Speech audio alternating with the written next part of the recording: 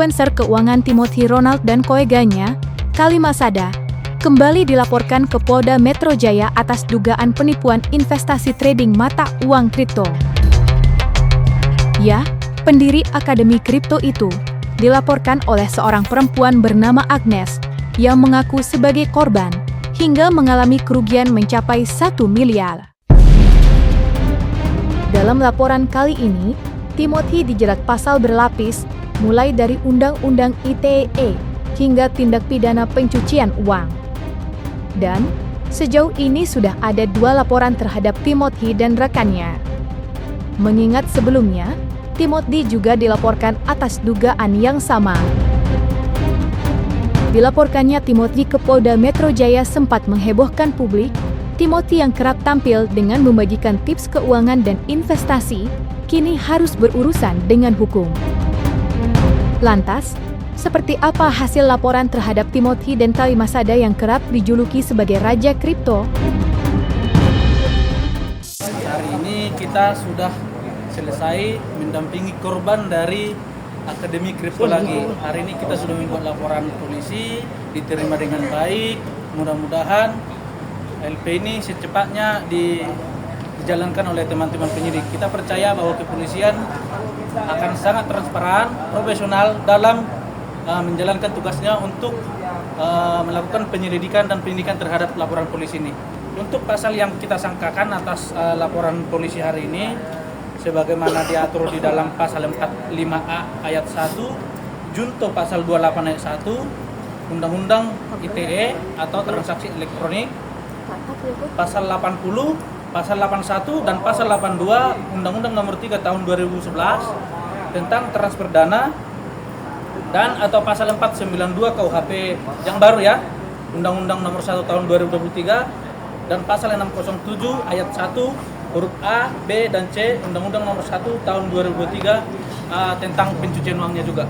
Maksimal kalau TPPU itu 15 tahun dan denda 5 miliar. Bang, itu baru TPPU ya, mungkin bisa dijuntukan yang lain kan pasalnya banyak. Cukup membahagiakan buat kami, cukup happy lah hari ini. Teman-teman di Polda Metro Jaya sangat responsif, sangat profesional. Jadi terkait dengan pertanyaan teman-teman bahwa ini sebetulnya barang apa sih ceritanya ini? Kenapa orang bisa rugi di kripto? Begini, ada banyak masyarakat Indonesia, para korban yang terdaftar di Akademi Kripto. Orang-orang ini telah membayar kelas. Ya kan, telah membayar, yang dimana ketika membayar mereka punya hak eksklusif yang saya katakan bahwa satu, ketika kita sudah bayar untuk mengikuti kelas itu ada hak satu, mendapatkan modul, yang kedua ada hak namanya tuh diberikan sinyal kenaikan atau penurunan dari koin-koin kripto, yang ketiga hak untuk berdiskusi sama pengajar di grup member mereka. Yang keempat, ketika ada event yang diadakan oleh Akademi Kripto, para member itu berhak untuk mengikuti event tersebut. Nah, ternyata berjalan dengan waktu, 4 item yang dimana hak eksklusif para korban itu tidak dilaksanakan dengan benar. Kenapa? Saya soroti satu, ada koin kripto namanya Manta. Saya soroti itu ya, padahal masih ada ya, beberapa koin-koin lainnya juga, tapi saya soroti yang Manta. Di dalam grup tersebut dijelaskan bahwa koin Manta berpotensi dan akan mengarah kenaikan per 300 sampai 500%. Faktanya bukan naik sampai 300 sampai 500%, tetapi malah turun sampai 90%. Jadi apa yang menjadi hak eksklusif dari para korban tidak benar. Artinya apa? Analisa atau informasi yang disampaikan oleh saudara TR dan K ini adalah informasi yang bohong. Yang selanjutnya, oke, kita berbicara kelas ya, karena ini liar nih di luar sana. Saya harus ngebantah ini nih. Dari awal kami tidak pernah membahas atau belum kami membahas masalah kelas. Kalau ngomong kelas, saya akan kejar nanti terkait dengan lisensi, sertifikasi, bahkan izin kelasnya. Saya akan kejar itu, tapi belum. Makanya kami belum berkomentar terkait dengan kelas. Sekarang kami berkomentar terkait isi di dalam kelas itu apa. Itu yang kami pegang bukti-buktinya. Makanya kami berani untuk satu, teman-teman maju ke Polda Metro Jaya untuk melaporkan dugaan satu ada penipuan, kemudian ada transfer dana yang ilegal, kemudian ada dugaan tindak pidana pencucian uang dan penipuan. Nah, saya mau jelaskan satu lagi.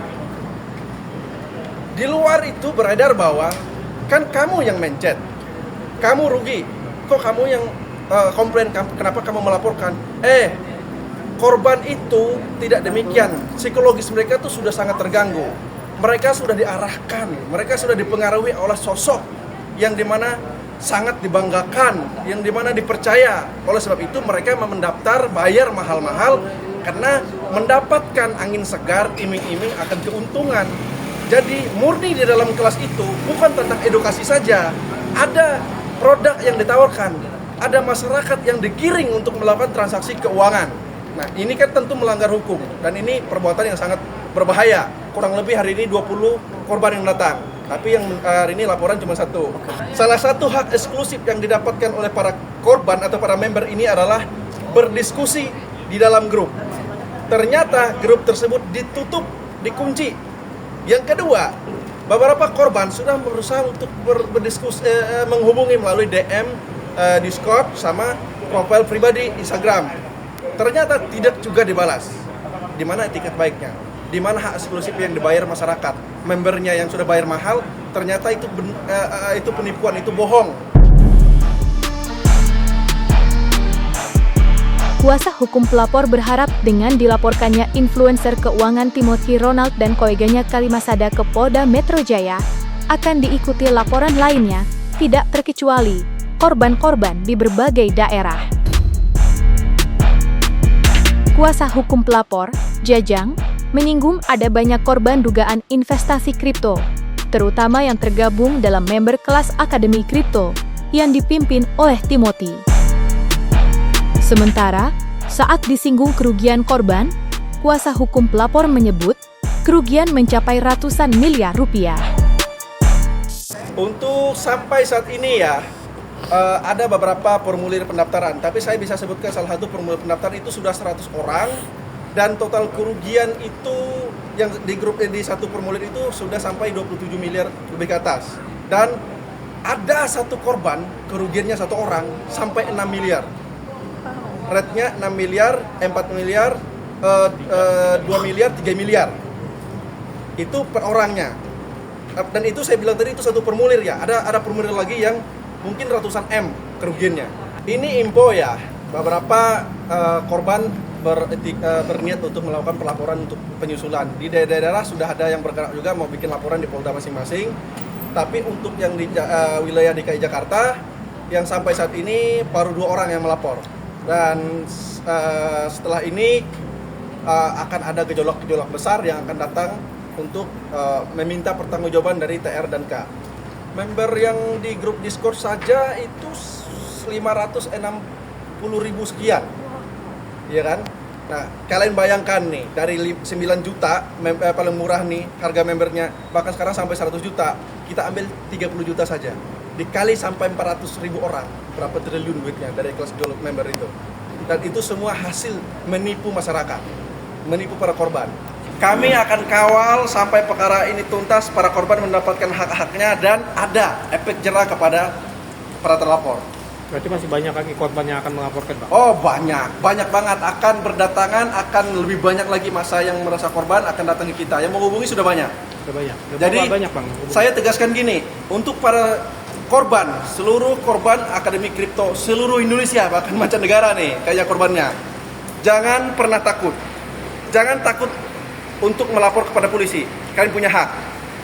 Kalian punya hak yang dijamin oleh undang-undang. Ketika kalian dirugikan, datanglah kepada institusi yang dimana itu punya kewenangan untuk melindungi hak-hak kalian. Kita lihat sekarang kepolisian, betapa profesionalnya, betapa mereka bertindak atau betapa mereka melayani kepentingan masyarakat itu dengan sangat luar biasa.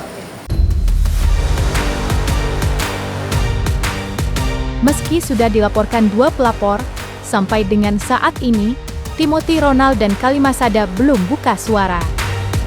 Menanggapi sikap Timothy yang diam, pihak pelapor berharap Timothy bertanggung jawab atas dugaan penipuan yang dilakukannya. Lantas, bagaimana hubungan komunikasi pelapor dengan Timothy, terutama dalam kelas akademi kripto yang didirikan oleh Timothy. Dia harusnya merasa bersalah, dia harusnya speak up ke media, dia harus bertanggung jawab kepada para korban dong, ya kan? Itu harus etiket dari dia. Tapi kita kan tahu sekarang mana etiketnya. Yang ada dia lempar orang kiri kanan untuk maju ke publik. Mana dia? Kalau dia nggak salah ngomong dong. Jangan sembunyi. Kita laki-laki brother.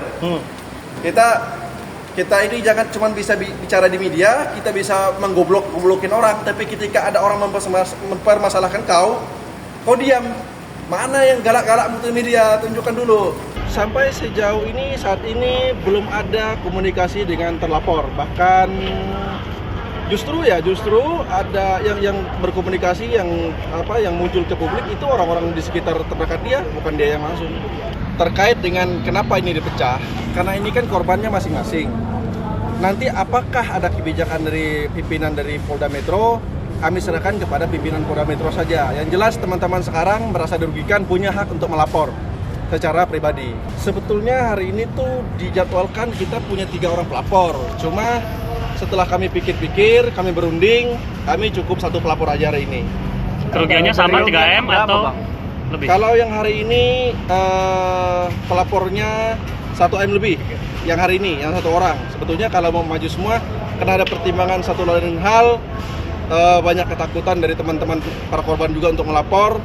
Akhirnya memutuskan untuk hari ini 1 orang. Tapi tidak menutup kemungkinan hari berikutnya akan ada laporan kembali menyusul.